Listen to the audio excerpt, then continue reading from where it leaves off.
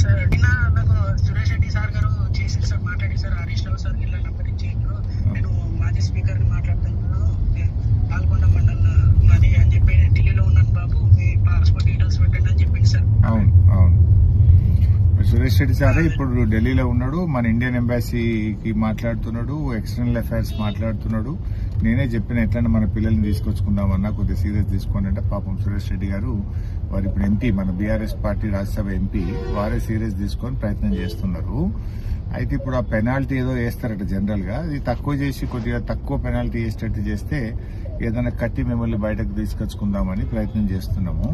ఎక్కువ నేను పర్సూ చేస్తాను, ఆ ప్రదీప్ అగర్వాల్ నంబర్ తీసుకొని కూడా మాట్లాడతాను.